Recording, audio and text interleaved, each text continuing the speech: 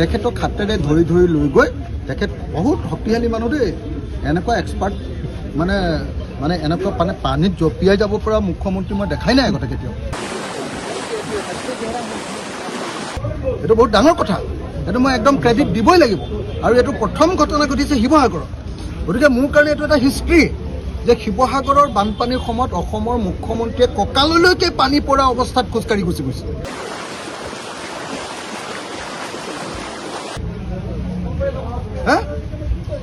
এখন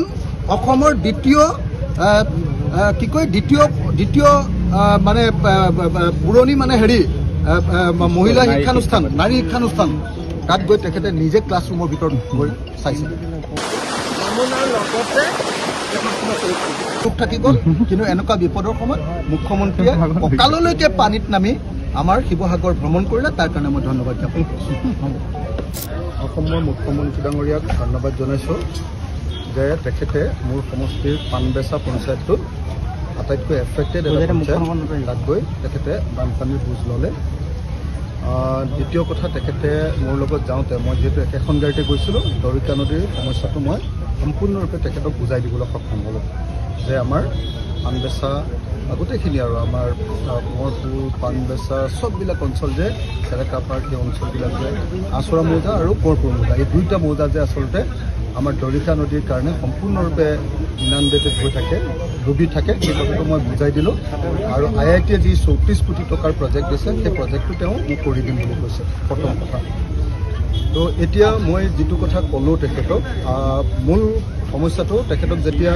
মই আটাইতকৈ বেছিকৈ ধন্যবাদ জনাইছোঁ যে মুখ্যমন্ত্ৰীৰ প্ৰগ্ৰেমৰ ভিতৰত নথকা গাৰ্লছ কলেজ ভিজিট আৰু আমাৰ ফুলেশ্বৰী হায়াৰ ছেকেণ্ডেৰী স্কুল বালিকা বিদ্যালয়, সেই দুখন ভিজিটৰ প্ৰগ্ৰেমটো তেওঁলোকৰ নাছিল। মই তেখেতক আজি ৰাতিপুৱা ৰিকুৱেষ্ট কৰিলোঁ যে আপুনি মোৰ লগত ফুলেশ্বৰী স্কুললৈ যাব লাগিব আৰু গাৰ্লছ কলেজৰ ছায়েন্স ষ্ট্ৰীমটো এবাৰ আপুনি চাই আহিব লাগিব, ছায়েন্স ডিপাৰ্টমেণ্টখিনি। তেওঁ লগে লগে সন্মতি প্ৰকাশ কৰিলে আৰু লগে লগে তেওঁ আমাৰ ডিচিক ক'লে, আৰু কোৱাৰ কাৰণে আজি আটাইতকৈ আচৰিত কথা, অসমৰ ইতিহাসত চাগে প্ৰথম ঘটনা যে এজন মুখ্যমন্ত্ৰীয়ে কঁকাললৈকে হোৱা পানীত যেনেকৈ মই ডুবি আছিলোঁ, মই যেনেকৈ ঘূৰি আছিলোঁ, আজি মুখ্যমন্ত্ৰীয়েও মোৰ লগতে আমি একেলগতে ফুলেশ্বৰী স্কুললৈ গুচি গ'লোঁ পানীত ডুবি। এইটো এটা খুব ভাল দিশ। অন্ততঃ মই ভাগ্যৱান বিধায়ক বুলি মই ভাবোঁ যে অন্ততঃ মুখ্যমন্ত্ৰী আৰু মন্ত্ৰীসকলক মই প্ৰকৃত যিটো সমস্যা, সেই সমস্যাত একেবাৰে ডুবি থকা অঞ্চলত ৰেড কাৰ্পেট পাৰি নহয় বা JCPৰে বোকা আঁতৰাই নহয়, যি সমস্যাটো যেনেকৈ আছে মই তেনেকৈ দেখুৱাবলৈ সক্ষম হ'ম। গতিকে অসমৰ মুখ্যমন্ত্ৰীক মই ধন্যবাদ জনাইছোঁ যে তেখেতে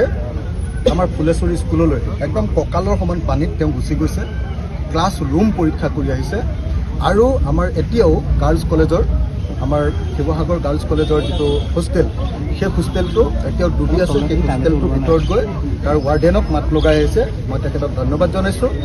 তেখেতক মই যিটো কথা ক'লোঁ সেইটো হ'ল যে শিৱসাগৰখন বচাবৰ কাৰণে যমুনাখন অধিক দকৈ খান্দিব লাগিব। মই কৈছোঁ যে 10 কোটি টকাৰে কাম কৰি আছোঁ, আৰু অলপ পইচা লাগিব, তেখেতে হ'ব বুলি কৈছে। তাৰ পাছত মই কৈছোঁ যে এই ৰাস্তাখিনি যমুনাৰ কিনাৰে কিনাৰে ফুলেশ্বৰী পাৰৰ যিখিনি ৰাস্তা, সেই ৰাস্তাখিনি মথাৰ নিচিনাকৈ ওখ কৰি বনাই দিব লাগিব। তেওঁ নিজেও কৈছে যে এইটো মথাৰ নিচিনা কৰি দিব, মথাৰি বনাব পাৰি নেকি এনেকৈ ক'লে। মই কৈছোঁ নহয় দাদা, এই ৰাস্তাটোকে আমি ওখ কৰিম। ক'লে তেতিয়াহ'লে হ'ব, মই এইটো কৰাই দিম। তো গতিকে আমাৰ এই গোটেই যমুনাৰ পাৰৰ ৰাস্তাবিলাক ওখ কৰিবৰ কাৰণে এটা প্ৰজেক্টৰ কথা ক'লোঁ। গোটেই নগৰখনৰ যে ৰাস্তা পদূলি ভাগি গ'ল, গাঁৱৰ ৰাস্তা পদূলিবিলাক ভাগি গ'ল, সেই সম্পৰ্কে মই ক'লোঁ, তেখেতে সন্মতি প্ৰকাশ কৰিছে। কিন্তু মোৰ দুখ থাকি গ'ল এটাই,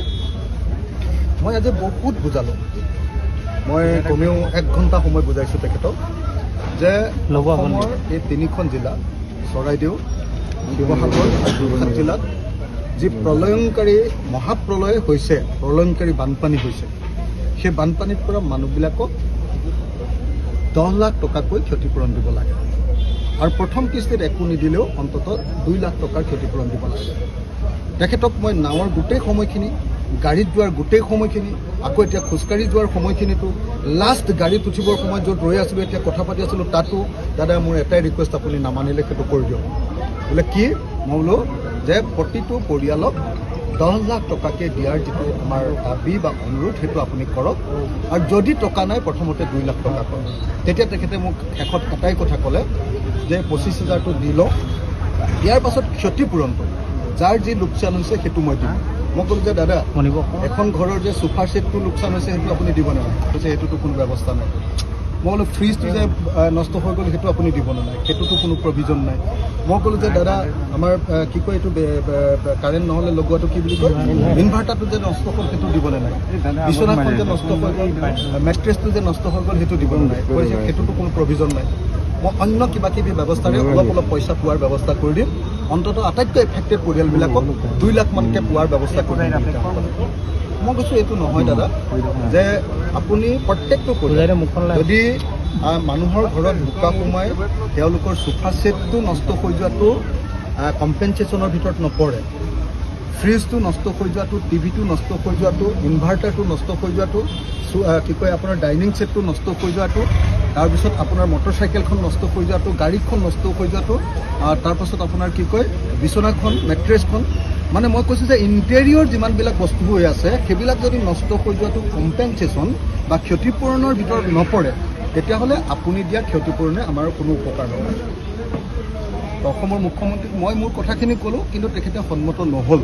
তাৰপিছত মই কেশৱ মহন্তৰ লগত গাড়ীত বহিলোঁ যিহেতু তেখেত ডিজাষ্টাৰ মিনিষ্টাৰ তেখেতক মই বুজালোঁ যে দাদা আপুনি চিফ মিনিষ্টাৰক যেনে তেনে কৰিলে ক'লে কেনেকৈ কৰিম কোৱা আগতে 5,000 দিয়ে তোমালোকৰ হুলস্থুলত আমি 25,000 দিছোঁ মই কৈছোঁ এইটো 25,000 এইবাৰ নহয় ইয়াৰ আগৰবাৰো মোক দিছে CM-এ যেতিয়া হেৰি হৈছিলে কি কয় এই ONGCৰ তেলখাত জ্বলিছিলে তেতিয়াও মই CM-ক লাগি তেতিয়াই 25,000 কৈছোঁ এইবাৰ আপুনি কৰা নাই নহয় এনেকৈ ক'লোঁ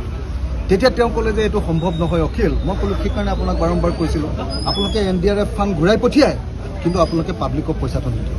কিবা এটা তৰিকা উলিয়াই কিবা এটা নিয়ম উলিয়াই আপোনালোকে কিবা এটা ব্যৱস্থা উলিয়াই কৰক আৰু যদি নোৱাৰে মই কৈছিলোঁ যে আপোনালোকে একো কৰিব নালাগে কিন্তু মেজৰ ডিজাষ্টাৰ বুলি চেণ্ট্ৰেল গভৰ্ণমেণ্টৰ পৰা আপোনালোকে এইটো ডিক্লেয়াৰ কৰাই দিয়ক তেতিয়াহ'লে আপোনালোকে NDRF ফাণ্ড নিজৰ মতে ব্যৱহাৰ কৰিব পাৰিব তো আপোনালোকে সেইটোও নকৰে আৰু তাৰপিছত আপোনালোকে নিয়মৰ কথা কৈ থাকে NDRF পঢ়া পইচা পুঁজিকেইটাও খৰচ নকৰে তাৰপিছত সেইকেইটা পইচা ঘূৰাই পঠায় সেইকাৰণে আপোনালোকক চেণ্ট্ৰেল গভৰ্ণমেণ্টে পইচাও নিদিয়ে মই এনেকৈ ক'লোঁ তো এই আটাইবিলাক কথা মই কৈ পঠিয়াইছোঁ মই মোৰ দুখ আজি এটাই থাকিলে আটাইতকৈ মোৰ সুখ এইটোৱে যে অসমৰ মুখ্যমন্ত্ৰীক মই আজি কঁকাললৈকে পানীত পৰা একদম ৰাস্তাইদি আৰু স্কুললৈ সুমুৱাই নি স্বচক্ষে নিজ হাতেৰে মই হাতেৰে ধৰি লৈ গৈছোঁ তেখেতক হাতেৰে ধৰি লৈ গৈ তেখেত বহুত শক্তিশালী মানুহ দেই এনেকুৱা এক্সপাৰ্ট মানে এনেকুৱা পানীত জঁপিয়াই যাব পৰা মুখ্যমন্ত্ৰী মই দেখাই নাই আগতে কেতিয়াও এইটো বহুত ডাঙৰ কথা এইটো মই একদম ক্ৰেডিট দিবই লাগিব আৰু এইটো প্ৰথম ঘটনা ঘটিছে শিৱসাগৰত গতিকে মোৰ কাৰণে এইটো এটা হিষ্ট্ৰী যে শিৱসাগৰৰ বানপানীৰ সময়ত অসমৰ মুখ্যমন্ত্ৰীয়ে কঁকাললৈকে পানী পৰা অৱস্থাত খোজকাঢ়ি গুচি গৈছে এখন অসমৰ দ্বিতীয় মানে পুৰণি মানে হেৰি মহিলা শিক্ষানুষ্ঠান নাৰী শিক্ষানুষ্ঠান তাত গৈ তেখেতে নিজে ক্লাছৰুমৰ ভিতৰত গৈ চাইছিল এইটো ডাঙৰ কথা আৰু গাৰ্লছ কলেজৰ এই যিটো হোষ্টেল এই হোষ্টেলটো মই কৈছোঁ যে আপুনি বনাই দিবই লাগিব তেখেতে কৈছে মই কৰি দিম ষ্টেডিয়ামটো মই কৈছোঁ ক্ষতিপূৰণ দিব কৈছে প্ৰীতম প্ৰিন্সিপাল সি মোক এষ্টিমেটটো দিব মই কৰি দিম গতিকে মই আৰু কৈছোঁ যে স্কুলবিলাকত 2 লাখকৈ দিলে নহ'ব দাদা অলপ পইচা বেছিকৈ দিব তেখেতে কৈছে মই কৈছোঁ নামঘৰবিলাকৰ 1.5 লাখ নহ'ব 3 লাখ টকা কৰক কৈছে বিবেচনা কৰে সেইবিলাক হয়তো হৈ যাব পাৰে কিন্তু প্ৰত্যেকটো পৰিয়ালক 10 লাখ টকা দিবৰ কাৰণে যিটো অনুৰোধ সেইটো অনুৰোধ নামানিলে লাষ্টত মই কৈছিলোঁ যে ফাৰ্ষ্ট পেজত আপোনালোকে ফাৰ্ষ্ট কিস্তিত আপুনি 2 লাখ টকা দিয়ক সেইটো তেখেতে নামানিলে গতিকে এইটো মোৰ দুখ থাকি গ'ল কিন্তু এনেকুৱা বিপদৰ সময়ত মুখ্যমন্ত্ৰীয়ে কঁকাললৈকে পানীত নামি আমাৰ শিৱসাগৰ ভ্ৰমণ কৰিলে তাৰ কাৰণে মই ধন্যবাদ জ্ঞাপন কৰিছোঁ